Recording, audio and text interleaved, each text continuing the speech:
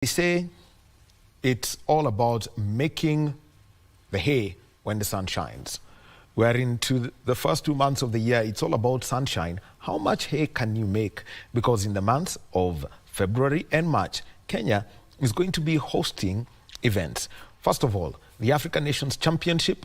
The acronym is CHAN. It's derived from French. But you can think Kenya, Uganda, and Tanzania are co-hosting that. So that is one of the events that Kenya is hosting. Even as that goes on, Kenya is also going to be hosting the Sirikwa Classic. That is at the end of February. This is a gold level cross-country tour meeting. So Kenya is going to be hosting that in Eldoret. Top athletes invited, and there is a lot that happened. Then we have got the Safari Rally. Everyone talks about this event. It's just about 6 days, or we can simply say it's just about 10 days if you include when the drivers come in and all the activities that they do. They do their recce, do their shakedown, and then get into the competition proper. How much can the country generate from this?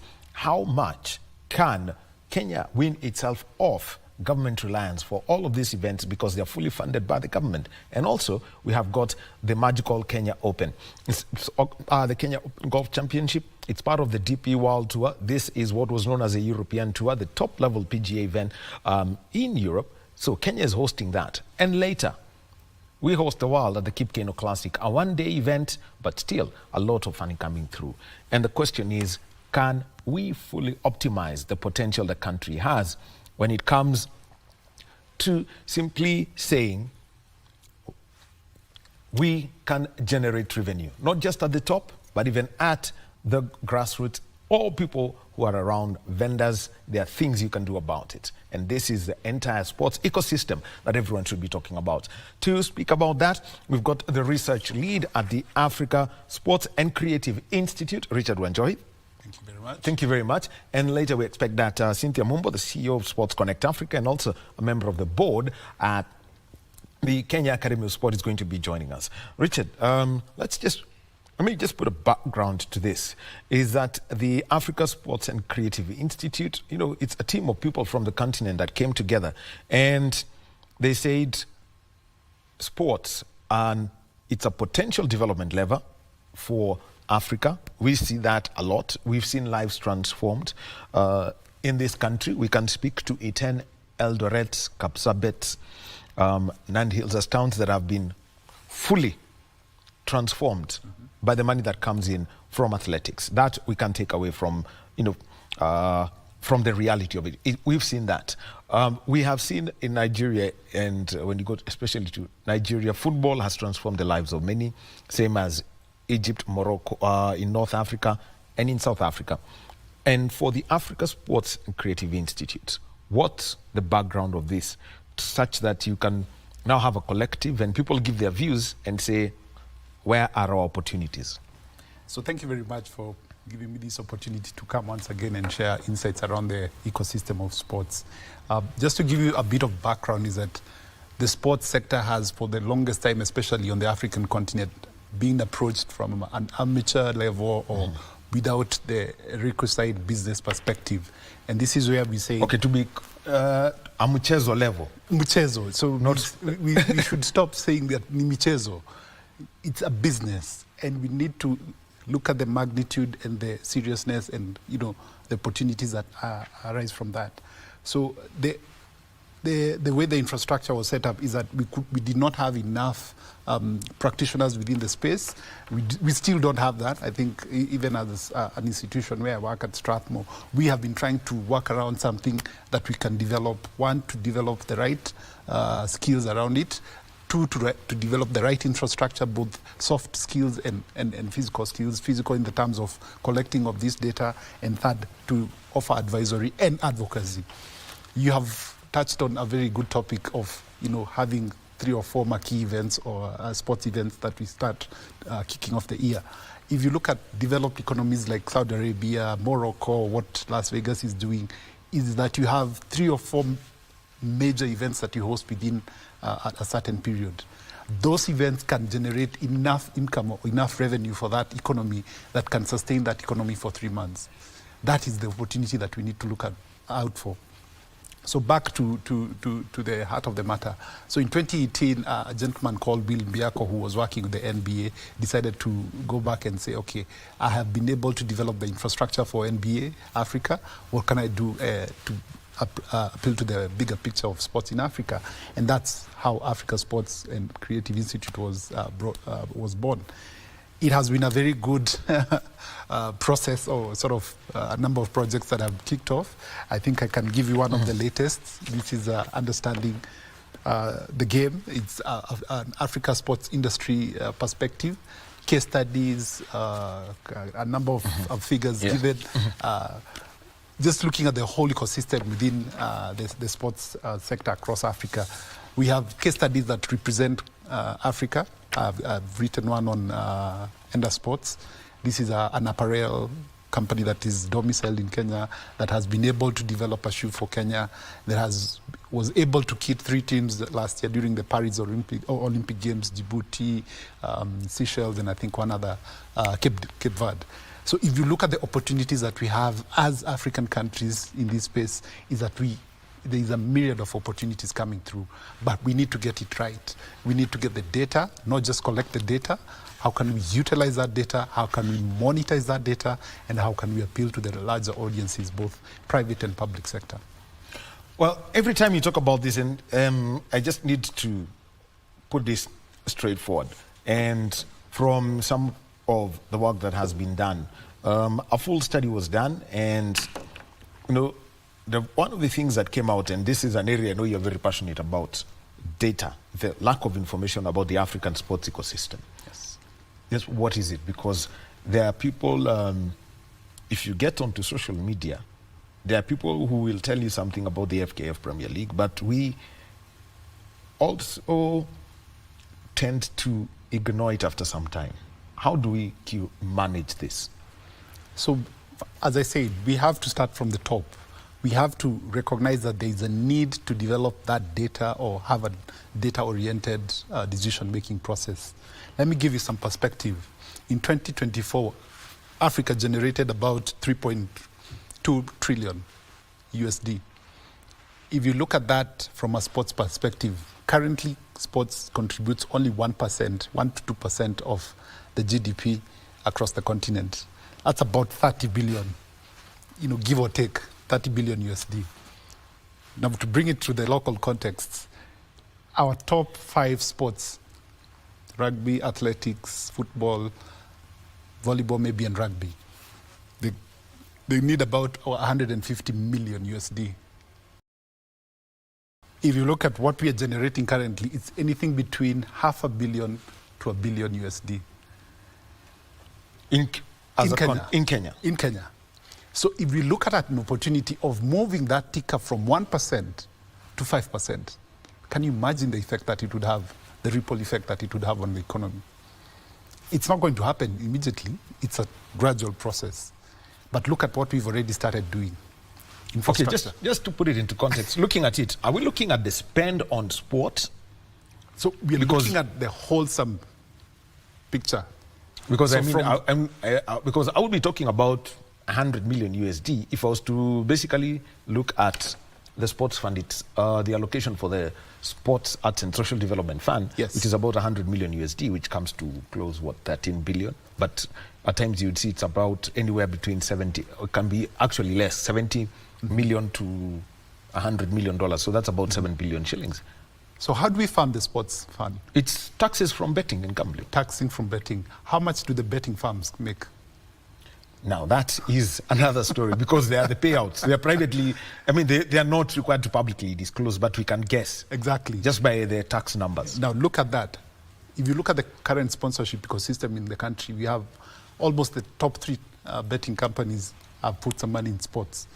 Add into this your telecoms, your FMCGs, and financial institutions. Easily, you get to the figure that I just gave.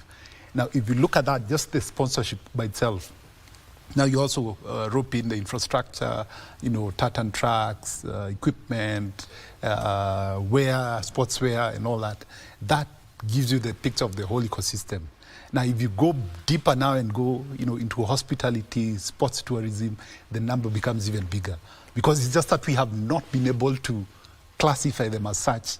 And if we start doing that, we'll be able to say, this is the effect that sports has on the economy. And this is the effect that some of these events will have. Chan, we'll be hosting this event in, a month and a half? If we are able to... Half a month. First of... It's actually, how many days? 18 days from now. 18 days from now. If we're able to host it for 2 weeks, do you imagine the effect on the economy, especially in Nairobi and any of the urban areas that will be hosting this? From a hospitality perspective, logistics, transport, and all this. Now, if you multiply that by 3 or 4 events across the year, you can imagine what we're talking about, and that's how we came up with this figure. All right. So we'll be coming back to that and more onto data. Where do you get, player statistics? Where do you get team statistics? Historical numbers about everything. There are those sports where you can easily get them and others that are not there. And how to promote models of this and understanding the value of data.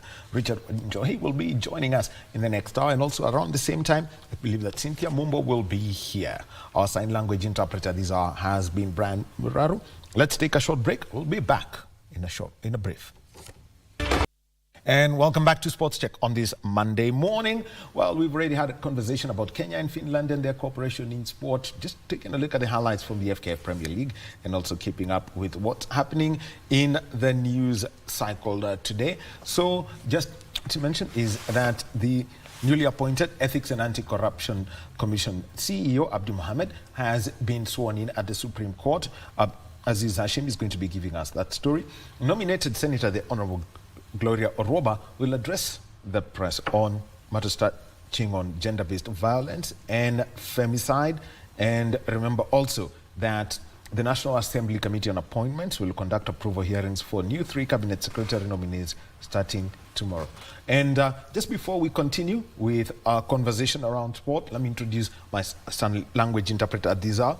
Her name is Anne Wangeshi. And before we get into matters sport, let's listen to Chief Justice Martha Koome, who's speaking at the swearing in of newly appointed EACC CEO Abdi Mohamed.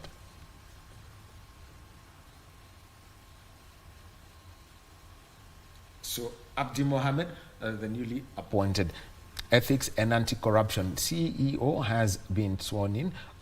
Presence of the Chief Justice Martha Koome, and he was the Deputy CEO of the EACC, and he has taken over from Twalib Mbarak, who exited the commission on Friday, the 10th of January, upon the expiry of his 6-year term. So Abdi Aziz Hashim is going to be giving us that story later today. So let's get back to our conversation, and it is all about the business of sport. And just to give a context to it, 4 marquee events Kenya is going to be hosting. Chan, co-hosting with Kenya, Uganda and Tanzania, and this is purely a dry run for AFCON 2027. So a lot of investment, the work going on. We've seen people are working 24 hours a day to make sure that Kenya sporting infrastructure, especially the stadia, are ready for that. Number one. Then there is also the Sirikwa Classic, a continental and World Athletics gold level cross-country meeting.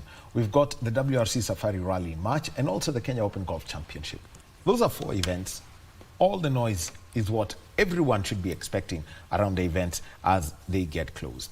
Just to talk about this, because this is one business opportunity over the next 2 months for a lot of people. Richard Wanjohi, who is the research lead at the Africa Sports and Creative Institute, a body that does a lot of the research and thinking about the sporting a sport as a business. How can it generate revenue? How can it be of benefit to the young people who are the most active people in the sports ecosystem? So Richard, we were talking about data, and let's understand the value of this data. We were talking, for example, if we refer to the media rights for the FKF Premier League, the value is known, $2 million for Azam, coming from Azam. We know how much is allocated to the sports fund, because that is now publicly available information through the budgetary process and also through the report, and other open sponsorship that go out to sporting federations for various events. But how do we then transform this data to make sure that it now makes sense, such that if I want to go pitch to corporate A, then there is the value around it? So what happens with data is that data, unless you are able to utilize it or make key decisions with it, it's just data. So in this essence then, every sports federation or the government in its true essence should be able to collect this data on a regular basis. For example, we'll have CHAN that is coming up in a month's time or in a few weeks' time. Are we able to collect the data of how many foreign guests that we have attracted? Are we able to collect the information of local fans that will be participating, both in the matches, but also, in the audiences that we'll have in the different localities? What's the effect on the hospitality? What's the effect on the logistics? How many arrivals will we have, both domestic and local and regional tourists? So if you look at that, you're able to, look at the impact of sports, not just from a business perspective, but from an economic and social perspective. If you look at what we have done now with CHAN and all these events that we are hoping to host, is that we have worked on developing the infrastructure. Post the events, what are we looking at? We'll have Africa Cup of Nations coming in 2 years. So are we able to continue within that space to improve our league as a country? Are we able to attract huge sponsorships that are able to make our clubs be comfortable again, want to be able to develop a very vibrant domestic league, but also participate in continental championships? We have seen the performances of our teams at the continental level. If we are able to push the numbers, first of all, to have the fans back in the stadiums, secondly, to have sponsors, I don't see why we should not be able to be among the best in the continent. We have enough competitions that have come through. We have the CAF Champions League. We have the AFL that has been sponsored by the Saudi-backed businesses. We have the Africa Cup of Nations that is coming at a national level. So all these are opportunities that we can look at and say, this is something that we are able to collect the data and say, from the time that we were able to host this tournament to the time that we have AFCON, this is the effect of the sports sector. Let's talk about that. And for you to collect that data, one of the things you need to do is to look at the human capital. I mean, look at the people who are supposed to be picking up this data. Some of it can be, you can aggregate it using AI tools. If it's entries of foreigners, that can be aggregated easily through the immigration portal. But how do you get people to do this such that even if they are doing this, from the support, let me call it the back end of supporting a sports business ecosystem? Yes. So this is, again, it has to be a deliberate effort from all players, be it government, be it the sports federation, any of the players in this space. Because at the end of the day, what are we saying? We have invited people to come and see our game or see the sport, but then what are we offering to the world? Are we able to give the audiences? What are the audiences going to attract? If you look at corporates, do I have the numbers that I can put my money and reinvest that money in it? For the government, the infrastructure that I've built, what are the socio-economic impacts? Am I able to, have youth clubs or youth programs beyond the tournaments? We have the Kenya Academy of Sports that is continually training people in that space. So we have people who will come on the back end in the collection of the data, but they will also be able to utilize that data to make better decisions within the ecosystem. What are the real things that you have seen from the studies that you did, and apparently it's part of this book, Africa Sports Industry, Understanding the Game. 400 plus pages of information here. So part of this conversation has led to what we're calling the Road to 5 project. This is a project that is looking at impacting the sports ecosystem across the continent. So currently, as I said, we in Africa, sports contribute between 1 and 2% of the total GDP. So we were saying, can we push the ticker up to about 5%? Because the global average is between 7 to 10%, and more developed economies even 12%. Your Englands, your USA. So as a continent, if we're able to push that from 1 to 2%, beyond the 2% to about 5% continually in the next 2-3 years, we can be able to see the impact at a social level and also at an economic level. We have been seeing the sort of unemployment that exists within the economy. If we are able to provide opportunities for this youth, as we've said, we have 4 marquee events between now and the end of March. If you're able to give short-term contracts to these people who are either in internship or still in college, or they don't have an opportunity, you'll be able to provide an income for this person to do something with them, with their lives for the next 3 months. If we look at the bigger picture, Africa will be hosting the World Cup in 2030. What happens during the World Cup? Countries from around the world come. Yes, Morocco, co-hosting. Co-hosting. With Portugal and Spain. With Portugal and Spain. What happens during the World Cup? All the teams coming to play come to different countries within that continent to acclimatize. So what does that mean? If you have the right infrastructure, if you have the right capital, human capital, you become an attractive location for people to come and pitch camp for about a month or so. So what we are saying is that we are not doing this for now, for just Chan or AFCON. We are looking at the long-term picture. South Africa is hoping to host the Olympics in 2036. So if we have all those dots and I's in place, and we start now, those opportunities will not be a missed opportunity. It will be us saying, no, we have enough that we cannot, we can let the other countries do that. Our good neighbors, Rwanda, you've seen what they've done in the last couple of years. They've been able to develop the infrastructure. As late as December, they were able to host the FIA Awards, a huge opportunity for those in the motor automobile space. And they want to host, and they want to put up a Formula One track, proper. We already have Kyalami in South Africa. I'll not talk about Kenya's. We were told about one 12 years ago.